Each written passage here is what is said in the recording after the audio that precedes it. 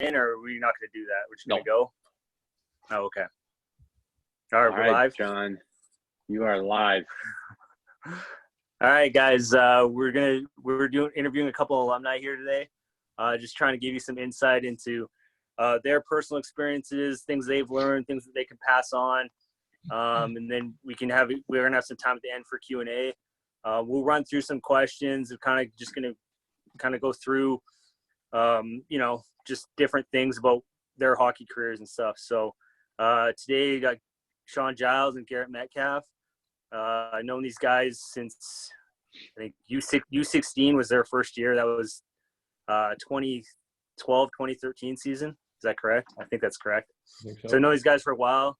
And both went off to juniors, and then both have had successful D1 careers, and both of them just graduated from their undergrad. So we'll just kind of go through all what went into that, how much work it took, and then, is it Ship? You got anything to add to that? No, it's all good. We'll, for all the guys that are on watching, any family, stuff like that, there is a chat function. We'll kind of finish towards the end and do a little Q&A. So if you have any questions, you can type those as things come up, and I'll be able to see them on the screen and ask the guys. So feel free, if you've got a question for these two, toss it out there. All right, John. All right. Well, we're going to start off with just what have you guys been up to? Obviously, this is irregular times, and obviously this affected your college careers. You didn't really end it, with the graduation ceremony and all that stuff. Just kind of touch on what you've been up to over the break here. Yeah, we've just been trying to stay busy. It's obviously weird for us being back so early. Usually when you're in school, you have to wait until the semester ends to come home. So it's been nice, but also weird being home in March and April. We're just kind of trying to stay busy. Those workouts that you've given us have really been very helpful. Thank you so much for that. Try to shoot some pucks in the driveway and get back to some things that we like doing that we don't usually have time to do. I know Garrett's been getting into some art. I've been trying to play guitar a little bit. So I think it's a good time to pick up on some hobbies that you maybe wanted to try but never had the time to before.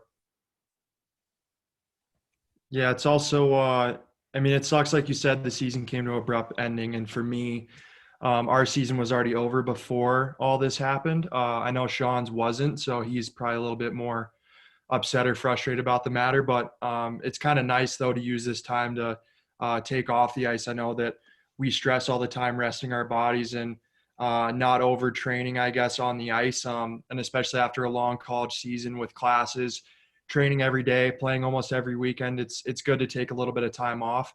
But it's been about 2 weeks now, and I can tell you I already want to get back on the ice, but it's good that I'm forced to take a little bit of time off and give my body some well-needed rest. Yeah, and just going into the way it ended, it was pretty weird for our team. We were in the second round of the Atlantic Hockey Playoffs. We were playing in Connecticut against Sacred Heart, and they share a rink with an American League team. So we were actually playing Thursday a day early. And so we bussed out there on Tuesday, about 8-9 hours, had a practice there, had our pregame skate. And as we were eating pregame meal on Thursday, our coach walked in and told us that playoffs had been postponed.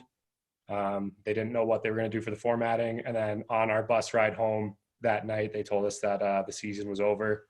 And if there was an NCAA tournament, the number one seed from the regular season would be continuing on. So kind of a bittersweet way to finish the college career for me, but obviously nothing we can do about it now. They're painful. We got the call, 18's team got the call in Phoenix the night we showed up. Districts is canceled. Sorry, guys. And Nationals. So we're all going home. It was painful for everybody. So if we want to back it up a little, guys, can you just kind of explain how you got to where you are now? Maybe each of you go over your background a little bit just to let everybody know. I know there might be some younger guys here that have been at Rampage forever and kind of want to know what your stories were getting here. Yeah, so I'm from Salt Lake City, Utah. I moved away from home when I was 15. Utah's not really a hockey hotbed. I ended up going to Omaha. I played for Omaha AAA for about half the year. Things just weren't really working out, so I ended up coming out here halfway through the year at Thanksgiving. ended up living with Sean and his family. Obviously, we're still great friends. It's been a while now, and I come back here almost every summer to hang out with his family and train with him. So I played for Coach Pat the second half of the year on the U16 team, and then played for Coach Sherman the first year U18 team. After that year, I went on to play for the Madison Capitals for a year and a half. Got traded to Waterloo for the second half of my second year in the USHL. Played my freshman year at UMass Lowell. Ended up transferring to Mercyhurst. Just now finished up my undergraduate, or in the end of my undergraduate here. Obviously, it's all online. Majored in biology with a public health minor. So I'm very grateful for the opportunity to have gotten a college degree while playing, a sport that I love. What made you choose biology? I always want to go into the medical field, to be honest with you. Obviously, I have aspirations of playing pro hockey, but whether I play pro hockey for 10 years or for 1 year, there's always life after hockey. And I'm not the type of person that wants to, sit at home and not do anything. So I want to make a good life for myself and my family. So that's kind of the reason I chose it. For me, growing up, I am from Colorado Springs, Colorado. So I played in the area my whole life. I played for the Rampage back when the rink first got converted from roller hockey. It was CHC, Colorado Hockey Club. Now I know everything's converted over to the Rampage. We used to have the Montreal Canadian knockoff jerseys, just missing the H in the middle of the C there. I started playing AAA as a second year 16. I actually didn't make the team my first year. But I think a big lesson from that was just to work hard and take the opportunity that I was given to become the best player I could. And obviously it ended up paying off so far. I played with Coach Pat there, and luckily got to know Garrett when he moved in to help our team out. Played the next year of 18s. We won the state tournament, won the district tournament, and were fortunate enough to go to nationals, which was an awesome experience. That next year, I played in the North American Hockey League for the Lone Star Brahmas for 2 years. And then I had my commitment to Robert Morris. I just finished my senior year there. I was studying biomedical engineering. I picked that just because my dad was an engineer, and I'm more of a math guy than a reading guy. So, but kind of similar to G, also trying to make sure that I have something good to look forward to after hockey, because unfortunately it does end for everyone, and you want to push that off as long as you can, but you always have to be prepared for the future too. All right. Next question's a big one. It's what do you learn from the Rampage program, like more off the ice than on the ice? Like, what did you guys learn, like any lessons or any big piece of advice that you got from like a coach or a bunch of coaches from there? Yeah, it's kind of funny because me and Sean kind of joke about it now, because when you're younger, Coach Pat and Coach Sherm always stress trust the process. And while you're in the middle of the process, it's very hard to understand what they're trying to say. But as you get older and you mature and you go through those processes, and there's more than one, obviously, because there's different paths for every journey. But to just really trust the process and just devote yourself and focus on every single day, and not look at it more than a day at a time. Because if you think about the past or look into the future, you don't enjoy what you're doing right now, and you're not focused on what you're doing right now. So for me personally, I think he can attest to this, is just, if you're in the weight room, only focus on being in the weight room and getting stronger and bettering yourself. And even if you have a mobility day, make sure you're taking advantage of that, because that's an opportunity for your body to recover so that you can get even stronger in the long run. And then when you're on the ice, obviously, I know sometimes, especially at a younger age, it's easy to get wrapped up in, practice again today, practice, I just want to play the games. But practice are where you get better, and, you hone in on your skills. And then when you play in the games, that's where you showcase your talent. And especially in a AAA level and a great program like the Rampage, there are lots of scouts watching every single showcase or tournament that you go to. So you have to be ready for when those people are watching, because you may never get that opportunity again. Mm-hmm. Yeah, that's one huge lesson the Rampage teaches, is just being better today than you were yesterday. I think another huge one for me personally was not comparing myself to other players. In the 96 birth year group, Brandon Carlo was the big stud defenseman on the Thunderbirds, and a lot of those Thunderbirds kids were getting looks at junior and getting scholarships out of AAA. And at times it was really frustrating for me, because I wasn't focused on my process and my path, and being better than I was the day before. So that's something that Coach Sherman really helped me with, was getting my mindset in a better place. And then there's also little details too that have stuck with me that I think it goes to show why the Rampage players become captains at the next level. Little things like don't show up with bedhead to a team breakfast and always be there, at least 10 minutes early. Those are things you'd be surprised. A lot of other players, as soon as they don't have to do that, they don't. And people notice, and everyone's always watching. So it goes to show, there was an article about how many guys were captains of their junior teams. I know Shippy Warletter, KP, me, Cam Strong, Bo Hansen, like just a ton of guys. When they leave here, they come out with the right habits that do pay off the next level too. And just adding on to that too, we talked about earlier, both of us chose degrees because we know there's life after hockey. But one thing that I can attest to with this same thing is the Rampage prepares you to be a great person, not only in the hockey world, but off the ice too. And for the people out there that are watching, you'd be surprised to know how many coaches ask, hey, what kind of person is he? What kind of teammate is he? Because if you're not a first or second line guy, and even if you are, there's plenty of other guys out there that have the same skill set that you do, that play the same style that you do, but they want the best possible teammate. They want the hardest workers. And you'd honestly be surprised. They actually ask about stuff like that. How are his grades? Little things like that. It really just shows what type of person you are. And they want to be surrounded with good people. And those times you definitely you later in the future. Sorry, Shippy. But I know that in the recruitment process, I was getting texts from Coach Sherman, and he knew about colleges that wanted me before my junior coach did. And now even trying to go on to play pro hockey, Coach Sherman has said, hey, these pro teams have reached out to me. So the person you are now will follow you. So just try to be your best. Yeah, I think touching 100%. on that making the most of the opportunity thing, especially for Garrett, because I know in that first year at 18s, he did not get a lot of opportunities, as many opportunities as he probably wanted to. Because I don't know what the elite prospect says is like 15 games or something like that. So, I mean, G definitely made a concerted effort that make the most of those opportunities. And then, then it worked out in that summer. It just ended up, because there was a lot of, we were like, oh, Garrett might come back. And then Garrett goes there and stands on his head and, and then Garrett's not coming back. And then we're like, oh, okay. So that was kind of the thing with Garrett, was just he made most of that. And, it's a little bit different for Sean because he's in the lineup all the time and he got a lot of minutes, and that it was a big part of that run to nationals in that 2014 team. But anyways. Yeah, with that too. Just wanted to point that out. Yeah. I mean, going off that, you never know when your opportunity is going to come. So you always have to keep working. I know at times, you can get discouraged, but the best thing I can think about is there's a picture and there's two minors and one's really close to getting the diamonds. The other one's super far away. And the guy that's really close turns around and leaves and the other guy keeps mining. You never know how close you are to getting that opportunity. So don't give up and don't get discouraged. Especially with how many AAA teams there are now. I know a lot of those showcases, that Super Center in Minnesota has 8 sheets of ice. Scouts are just always, funneling through, and they'll watch 10 minutes of a period. So you got to make the most of that opportunity. You never know who's going to be there watching. Doesn't matter if you had a hat trick in the first 2 periods.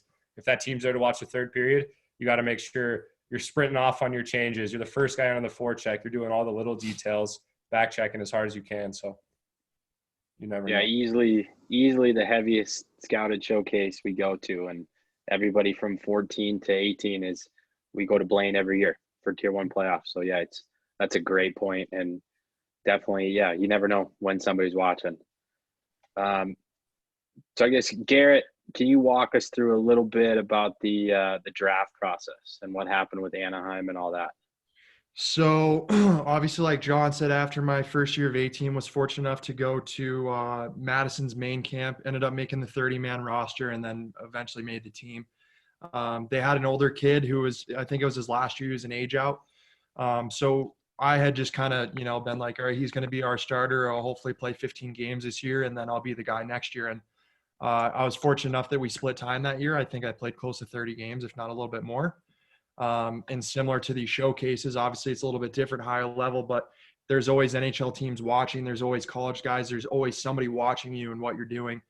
So I didn't know that I really was going to get drafted, to be honest with you. There was a couple teams that had reached out, but I figured if it was going to happen, it would be in a later round if it happened at all. So I was in Pittsburgh with my goalie coach. Actually, I didn't want to go to the draft because I didn't want to go and then not get drafted. I just thought that that'd be a waste of money. And all that. So I was in my goalie coach's living room, and I was watching it on TV, but they were going through like the first and second round picks. All of them were doing interviews. So it was like in the bottom corner of the TV, they had like the picks coming through, and I was looking at it. And then my advisor called my phone and I answered it. And I was like, Nort's like, leave me alone. Like, I'm trying to look and see what's happening. And he was like, do you know what happened? I was like, no. He's like, you just were drafted by Anaheim. And then, I got a few more phone calls and a couple other texts. But no, I'm very, very fortunate to be drafted by Anaheim. But it doesn't mean anything at the end of the day. I'm still playing Division I college hockey. I haven't, signed a professional contract yet. Obviously something very cool and something I'll remember for the rest of my life. But to me, it doesn't necessarily mean a whole lot, but still definitely a cool experience. I don't know if it's really hit me the magnitude of the achievement that I had accomplished. Yeah, I love, even though, you go through that, both of you guys both talk about how important your grades were and all those details and things that there is life after hockey, whether you play pro or not, and you're taking care of your brains and you're making sure to get it done on that side of it too. So definitely a great lesson for everybody here, to take in. So I guess, Sean, what are your plans now post college? Have you thought about any of that? Or Yeah, I want to piggyback on the grades thing too, because it really does help with hockey. There's only 60 Division I schools, and a few of those are Ivy Leagues. Harvard, Yale, Princeton. Those are places that you have to have great grades to even get into. And then schools are only allowed to have a certain amount of athletic scholarship money. So if there's two players who are comparable, but one of them has great grades and they can get some academic money as well as the athletic scholarship, and then they can save more athletic money to get other players, they're going to take the guy with the better grades. So it can help you in hockey and obviously in the real world. But for me, the next step right now, it's kind of crazy with obviously what's going on with the NHL. They're kind of at a pause, and the minor leagues follow with that. So once this ends, I'm hoping to sign a pro contract. Maybe I can get to an American League training camp this summer would be a great goal of mine, but I really don't know much until the NHL season resumes and they can start figuring out what they'll even need for players. Mm-hmm. A little side note, I just got a text from one of the players on the 18s. He's listening in right now, and I had to sit him for bedhead in I believe we were in St. Louis. But yeah, one of our top 2 D-men sat him for bedhead, and he just says, "Coach, just heard Giles say no bedhead. I won't forget now." So there you go. Already changing lives. It's one of those things where life-changing. you think that coming to bedhead at a team breakfast when you're 18 years old doesn't matter. And I mean, it can. It sets you apart. There's a lot of people working toward the same goal, and you just got to do the things every day that get you where you want to be.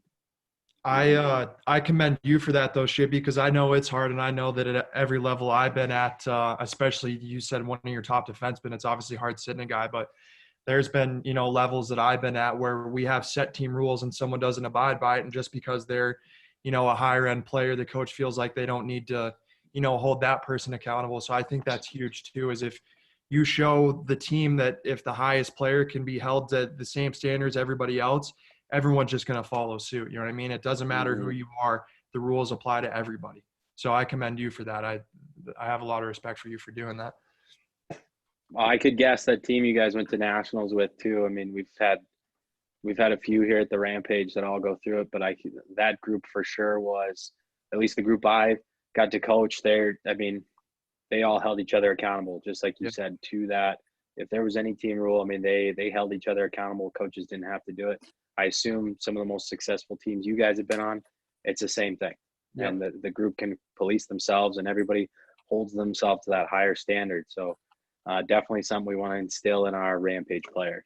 For sure. Yeah, it has to come from within. If the coaches are just preaching it just seems like they're nagging you. But if the boys are all keeping each other accountable and you personally are holding yourself accountable, that's when those little details come together and your team wins a lot of hockey games. Coach Sean, you got a question? Yeah, the next one's kind of about the recruitment process, and like how did that work for you guys? Because obviously a lot of our guys are guys who were younger, moving up, want that to go through that process. And then how did you end up choosing the school that you eventually or played for? How did you choose the school you wanted to go to? So do you want recruitment from junior to college or just the college recruitment? Yeah, mainly. I guess you can touch on a little bit of junior to college, because obviously both you guys have a little bit different experience with that. Sean was traded and stuff like that, and then talk about your college, how you ended up where you ended up, I guess is what I was asking. Yeah. Another one of those things I was talking about where it's tough to compare yourself to other people. It didn't really happen for me until I was a U18 player. So I remember watching the USHL drafts, and then all drafts, it's like, man, there's 30 rounds of this thing. How am I not getting picked? And it's just everyone has a different path. So during the U18 season, we were down playing in Texas. It was one of the showcases against the Stars Elite and Phoenix and the T-Birds. And it was just after a game. One of the Lone Star Brahmas assistant coaches asked Coach Sherman to talk to me after, and they just told me that they liked me as a player and they wanted to affiliate me. So before the draft, teams can affiliate players, which puts you on a little, I think 8-player roster where you can play games for that team, but you don't count against their 23-man roster. And then a tender is basically they select you before the draft happens. So you kind of get to pick where you want to go to. And it seems that the way these things go is once one team wants you, within the next 2-3 weeks, I had, I think, 5 different NOL teams that wanted to affiliate and a couple wanted to tender me. So just throughout those showcases is where it happened. I actually picked the Amarillo Bulls because they had won the Robertson Cup the year before that, which is the championship for the North American League. That coach actually got a job with the USHL. So when I went to that training camp, I made the team, and in my exit interview, he said, I'm going to tell you what we told the other defensemen. We're taking 12 defensemen to training camp. We have a lot of depth there. I wish we could say that about our forwards. So right away in my head, I was like, oh, wow, they're going to have to make some moves. And then it was a couple weeks later, I got a phone call from that coach. He said, I have good news and bad news. The bad news, you won't be playing for me. The good news is you're going somewhere that really wants you. And it ended up being Lone Star, the first team that had actually tried to talk to me and tender me. And I actually played with another Rampage alumni there, AJ Vanderbeck. So he gave me a call. He was very excited, and we had a great year there. You want to talk about your junior, and then we'll go to college? Yeah, so my junior is a little bit different. Obviously, Sean had a bunch of teams looking at him. He was the top defenseman on our team. And as John has mentioned before, I didn't play a whole lot of games that year. So for me, the biggest thing I try to do, and it took me a little bit to get used to this, was just be the best teammate I could possibly be on the bench, and just try to outwork my goalie partner every single day in the weight room and on the ice. And in the weight room was a little hard. He was a lot stronger than me, but just trying to better myself. And I know we talk about not comparing, but obviously there has to be some comparison about being realistic and keeping yourself level. So for me, after the year was over, around the time the USHL draft was, didn't get drafted or anything, didn't really expect to. I want to say it was the same day as the draft, if not the next day. I got a call from Sherm and Madison, and they said that they wanted me to come down to main camp. So I had talked to my dad about maybe going to a NOL main camp or a couple others, and we decided that the best thing for me is to go to Madison, try to make a name for myself, and then my plan was to come back and play my second year of U18 for the Rampage. So went to main camp, did really well. We had a practice the first day. I've told Sean the story about 30 times now. And after the practice, the head coach came up to me and he was like, you only let in 1 goal all practice. And I was like, yeah, and it was a rebound. It shouldn't have gone in. But it was just crazy to me that they had, been watching me so thoroughly throughout the entire practice. And then made it to the All-Star game, and I knew that was a defining moment. And it was between me and a kid that played at Shattuck St. Mary's. And I think he gave up like 6 goals, and I didn't give up any. So I went back for the 30-man camp. There was 3 goalies there, and they ended up taking me and the older kid who I mentioned, Darren Smith, who ended up playing his college career at Ferris State. So yeah, and then I'll jump into my college. You can go back to yours. Yeah. Another thing Garrett was kind of talking about there, and not knowing who's watching at those main camps. At those USHL camps, there's other USHL teams, North American League teams, and college teams. So just because you don't make that team doesn't mean you're not going to get a phone call from a North American team later on. And that being said, a lot of kids will sometimes think they need to go to every camp over the summer. if you don't make one or two of those teams, there are other teams watching. I think to me, that means you're not ready for that step in your process, and you need to be focused on training. Because if you're out just playing all these games and games and games and all these camps and all these different cities, you're not at home, you're not in the gym, you're not getting the reps on the ice to actually elevate your game to where you're going to make that team the next year. But the college process, similar to a AAA, there's a showcase at the beginning of the year for the North American Hockey League up at Blaine.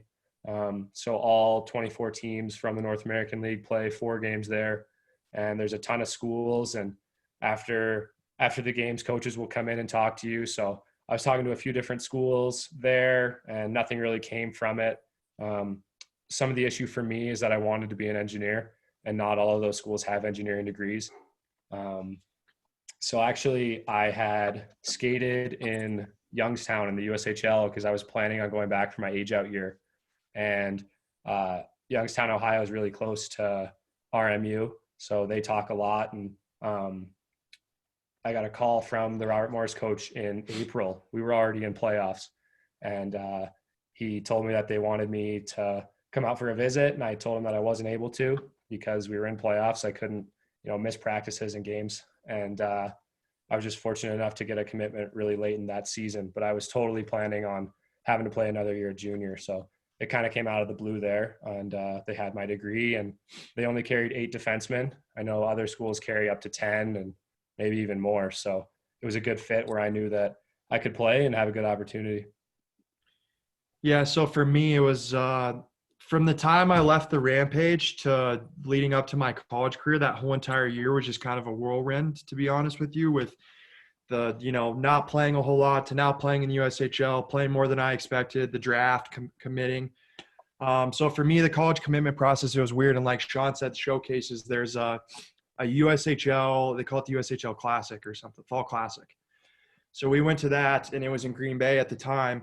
And we played 2 games, I believe. And my coach put me in halfway through our second game of the weekend, and I didn't really expect to play at all.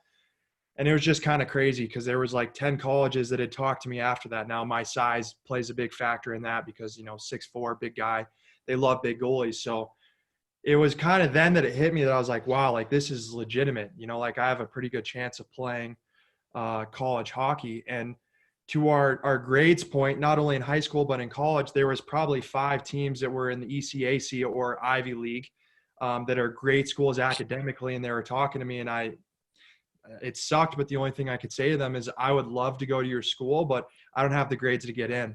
So then you talk about 60 schools, Division I schools. Now you're limiting yourself to even less because you don't have the grades to get into those higher end schools. But anyways, so talked to a few schools there, then went on, started playing more and more. Still had talked to some more schools throughout the year. Narrowed it down to UMass Lowell, Maine, Penn State, and Omaha, Nebraska. I decided to visit Omaha, Nebraska, Maine, and UMass Lowell. I decided that Penn State wasn't for me for whatever reason at that time. That was part of my thought process. Ended up committing to UMass Lowell. It just felt like the right fit. They were, a goalie factory. They had Connor Hellbuck. They had Kevin Boyle. They had now Tyler Wall, all 3 great goalies who have put up great numbers who are going to go on to play in the NHL if they aren't already. So that was just the right fit for me. And just, I loved the rink. I loved the feel of it. The coaches were great on my visit. It just, like Sean said, for me, it wasn't as big academically because there's a lot of biology around, but if you look at it that way, but it just felt like home to me. So that's why I decided to go there. Nice. No, I really appreciate it, guys. We're kind of coming towards the end a little bit, so I just want to leave you both with one last question, and then we'll kind of open it up. I've got a few audience questions that popped in. So I guess if you guys could sum it up in a couple things. I know we've touched on a lot of stuff throughout this, but what are a couple key things you would give advice to? I mean, we might have some 8-year-olds on here. We might have some 18-year-olds. There's the whole, spectrum of player right here. So what advice would you give to a young Rampage player if you could sum it into a couple things each? Yeah, I had one coach tell me something that really stuck with me when I was young. He said, not verbatim, but basically the point was, if everyone here is working hard at practice. What are you doing to separate yourself? So it's kind of hard to even imagine how many hockey players there are in the country when you're younger. And even that, the whole world, because you're competing. I had Russians, a kid from Sweden, a kid from Czech, Canadians have all played on teams with me. And so it's, what are you doing away from that practice time to become the best you can be? Your nutrition, how well you're sleeping. I know that who's the quarterback at Ohio State? Justin Fields. Justin Fields. I heard that he had a competition with players on his team to see who could get the most sleep each week. And I know that when you're at a Division I school and you're trying to keep your grades up and you have to be an athletic performer, sometimes sleep, you kind of cut it short, but it's so huge for your recovery. And then obviously there's the actual hockey things like shooting pucks and stick handling, getting those lifts in the gym, because you know, you can't be a great skater if you aren't strong, and you can't win those battles in the corner if you're not strong. So I just think that it's really about separating yourself, because practice isn't enough. Yeah, it's a great point. And just kind of building off that, I think before you find ways to separate yourself, you really have to take a long, hard look in the mirror and think about how hard you're willing to work at this goal, and is it worth it? Because we both played with some great players. We're not going to mention any names, but very skilled players who didn't really want to put the time and effort and energy into, you know, developing and going to the next level. And that's totally fine, because some people don't want to play professional hockey. Some people have other things that they want to do. Maybe hockey's a little bit of a hobby or whatever. So whatever it is, find that niche or what you like doing in life that you love and you want to do, and just go for it and go all in. But understand that the road is going to be bumpy. Your path is not going to be the same as the guy next to yours. So don't get discouraged if you have to go a different direction to, you know, to get to your end goal. But really for me, the biggest thing is just realizing that if, you know, like, is it worth putting in all that work? And at the end of the day, you maybe don't attain your dream. Can you, you know, for me, I'm most proud of, and I think I'll be most proud of looking back, that I can look in the mirror and genuinely say that I gave myself the best possible chance of doing what I wanted to do by, like Sean said, nutrition, you know, working hard, extra workouts, extra time on the ice, sleep, recovery. And it's hard because you have to factor in school, a social life. It's very hard to manage. But for anything you do in life, hockey or not, find out if it's worth it. And then if it is, just go all in. I know that we maybe seem like downers, like you got to work hard, but you can't look over the fact that playing hockey has given me the absolute best times of my life. I have all of my best friends from hockey. I've been lucky enough to get my education through hockey, and looking back on it, there's really nothing like, you know, sitting down with a few of your old teammates and just talking about memories, you know, big games, funny stories from the locker room. And if you put the time and effort into this game, it will give you so much back. I really can't even explain it, but it's just amazing. It's a great sport. No, we appreciate you guys as role models for the program. And I know there's a lot of people that'll watch this and kind of look up to you guys and love seeing the possibility of where they can go. So it means a lot coming from you guys. So we have a few questions. So first one I had was actually for Sean. Do you have any D-specific drills to do off the ice while we're quarantined here? Anything D-specific? What I've been doing a lot, and G can attest to this, a huge part for defensemen is getting your shot through a screen. So what I do is I have my bucket of pucks. I'll lay them all out, and then I will put the bucket in front of me and pretend that it's someone trying to block the shot.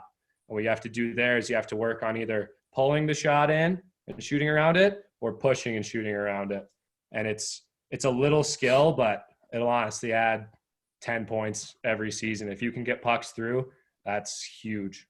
Because I'm sure, as you already know, and as it gets older, guys literally make teams because they're willing to block shots, and they're going to do what it takes. So you have to be able to get around those screens and create chances. Yeah, D-specific, I think that's about the only D-specific one I work on right now. Well, we talked about too, obviously I'm not a forward, but I've told him too, and he mentioned it. You have to find things that separate yourself from other people. So if you look on anything, like Sean just mentioned, shot and working around screens and stuff like that, one thing that I always think about is actually my team last year is like some guys would complain, oh, like I want to get a chance on the power play. And, you know, it's like, do you have the skills to be on a power play? Some of those are they're passing. Are they great passers? Can they shoot a one-timer? Can they catch and shoot the puck? Can they catch on their backhand? All these little things add up, and they really do. Mm-hmm. So if you want something such as being on the power play, you have to be able to work at it. And some things I mentioned there, one-timer, shooting through screens, catching passes that aren't the greatest, like just little things like that. I know I'm not a forward, but just some things that I've learned through my time. That's a great point. I mean, if you think about it, like how much of a difference maker is a guy like Ovechkin and Stamkos, those guys who just have huge one-timers? It's a skill that anyone can get. You just have to work on it. And whether that means your dad passes you pucks or you find one of those, I actually have one of those passers. It's just like the rubber band. I think it's like, you know, $50-$60, and you can just pass pucks off that and just work on your one-timer. He's right. That's a huge skill that will put you on power plays and give you a chance to make teams. Oh, for sure. We got a couple of the 18s want to know, I guess, junior and college, what's the toughest barns you had to go in and play in? RIT probably has the toughest barn to play in for my conference.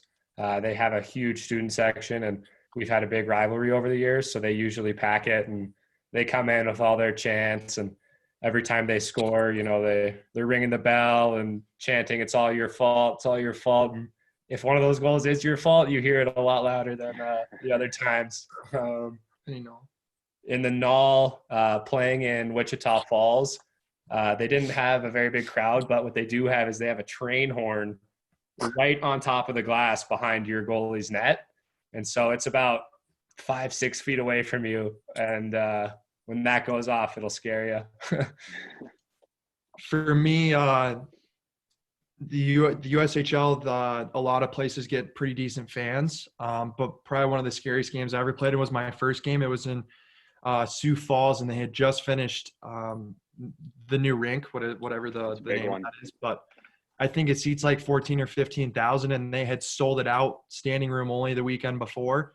And it was my very first game in front of 12,000 people. So, I mean, obviously just that right there was a little intimidating.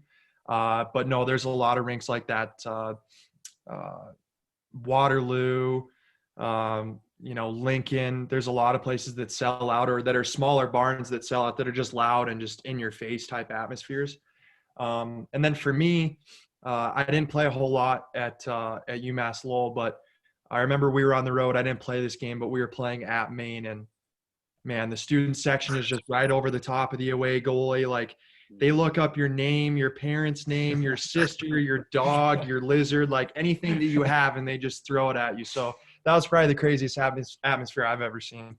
Yeah, Penn State was another really good one for us. We have the in-state rivalry there, and they pack it, and their student sections there, I think, just as early as the players. They're like 2 hours before, putting their signs up on the glass, and it's always fun during warm-ups because they try to come up with some creative special chirps for your team and your players.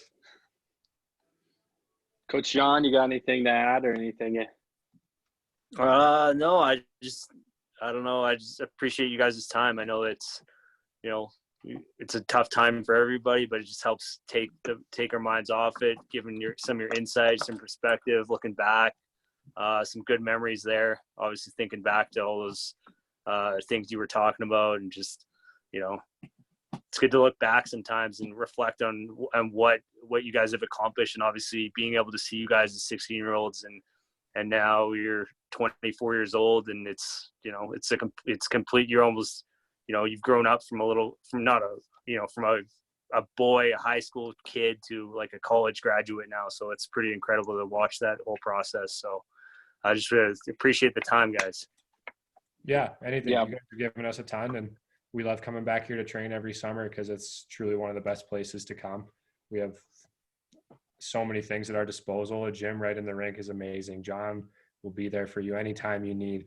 Coaches like Shippy and Coach Pat, they're always there trying to find new ways to make you better. It's not going to come back and be the same thing over and over again. And it's a pretty unique place to be able to train and play. So we love coming back. Not that we're anything special, and he's obviously from here, but I think it's a big testament to, the program and the faculty and staff that they have there, that we come back and train here every single summer. I know, we appreciate you guys coming on. We got to finish with one more. So Garrett, what happened with that penalty? You had to serve the 10-minute. You got to explain that to everybody. So it's a little bit of a longer story. So 2 weeks, that was the first round of playoffs. So 2 weeks before, we were playing Canisius at home. They had a 2-on-0. I ended up making the save, and then our D-man got the rebound, turned it over, they scored. So I went to shoot the puck down the ice, and I almost hit one of their players in the side of the head. Like, it was bad. And the ref was like, dude, you can't do that. And I'm like, I know, I'm so sorry. Like, that was out of line. So then flash forward to first round of playoffs. We have the two of the same refs, and they had already talked to me about shooting the puck. They scored the second goal of the game, and I shot the puck down the ice, and the ref's like, we already talked about this. What are you doing? Like, don't do that anymore. I'm like, you're right. That's my bad. Sorry. So then we go to rim the puck out. It hits the ref in the foot and goes right to like the middle of the ice. And who's there? None of my teammates except for one Air Force guy. So he walks right down Broadway and just rips me apart. So I grabbed the puck, shoot it down the ice again, and started yelling at the ref, because the night before it was tied 1-1 and we were on the PK, and we went to rim it, hit the ref, stayed in, and they ended up scoring to win the game. So I was livid. So I was yelling at the ref, shot the puck down the ice. So they gave me a 10-minute penalty for shooting the puck down the ice, I think. Definitely unique. I don't think I've actually seen a goalie serve his own 10. So yeah, it was something else. Good thing it wasn't. All right, guys. Yeah, good thing Coach Sherman wasn't there. Yeah. See it live, you know what I mean? Yeah. There you go. Okay, he didn't do that at 18U, everybody, right? He kept his composure. No. He doesn't talk back to refs. He waited till he was much farther down the road before doing so. There was a funny story. Earned your stripes first. I don't know how much time we have, but my first practice U16 with the Rampage. Not even what I was talking about. Which one are you talking about? I got hit in the back of the leg, and I went to shoot the puck at AJ Vanderbeck, the one that hit me, and I missed, and it hit Coach Pat in the foot, and he lost it. Shot a puck at me, made me skate. Like, it was bad. Yeah, that was my first practice too. Everyone was like, "Who is this guy? Like, what did we just get?" So you never learned your lesson. Yeah, I'm usually pretty even keeled, but I was pretty pissed. The one All right, guys. Well, sorry. Yeah, finish your last one. One last one. I think we were playing the Rough Riders or something. This might have been U18, and someone ran into Garrett and knocked his glove off of his hand. And so he's kind of looking at the ref, like waiting for the whistle, and it's not coming. So he's yelling at the ref, and I look over, and he turns around, and now he's facing like the boards. He's not even looking, and their guy's winding up to shoot it in the empty net. So I like lay down to try and block this shot, and I look back, the whistle blows. Garrett took the crossbar and shoved the net off the moorings into the corner because the ref wouldn't blow the whistle. My glove is off. What are you going to do? Gotta do what you gotta do. Just goalies, man. Yeah. You get away with a lot more. That's true. All right, fellas. Well, hey, we appreciate it. Love having you guys on. Keep training. Obviously, like that Twitter video too. Send more stuff. The Rampage will share it. We love keeping up with you guys and following. So I know all the kids like keeping up with you guys as well. So really appreciate it. Coach John, you got anything?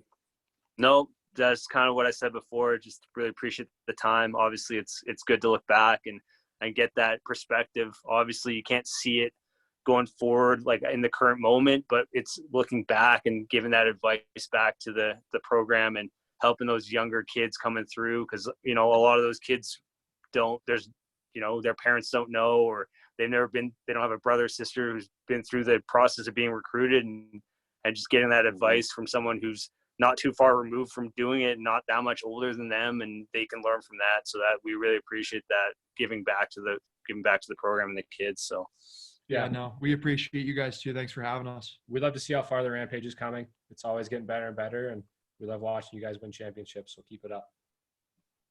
Awesome. Love it, guys. Thank you very much. Yep. Thank you. Thanks for everybody who joined in.